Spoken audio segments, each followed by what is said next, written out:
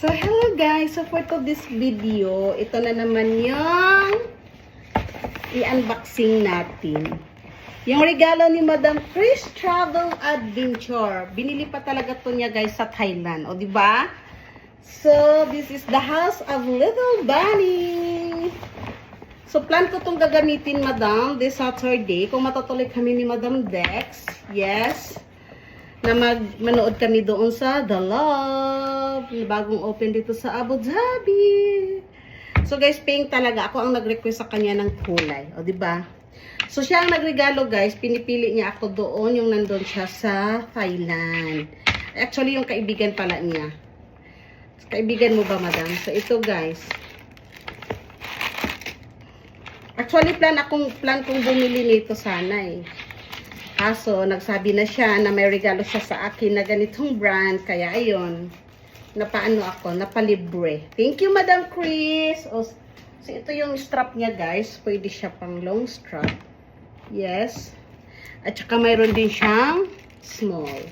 Yung pwede mo lang i-body bag. Yeah, body bag. Thank you ulit, Madam Chris Travel Adventure. O, diba? Ang laki nito. At saka katsuot ko na yung damit mo na binigay na pantulog. At saka itong headband. Ito pang ano to eh, pag maghilamos ako. Kasi binigyan din niya ako guys ng one set na pang ganda. From Mark & Spencer. Thank you din, Kat. Ayan. So, excited akong maghamit nito. O, diba? It's my first brand guys, this one. Actually, bago yata itong labas eh. Tama po ba? Kaso dito talaga, ang ano niya, dito ang lagayan sa mga card. Sa mga cards.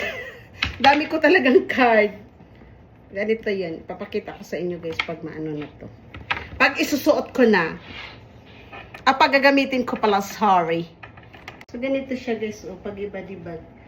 Pag gusto ko naman siya, ang cute. Diba? Meron din siya ditong pocket.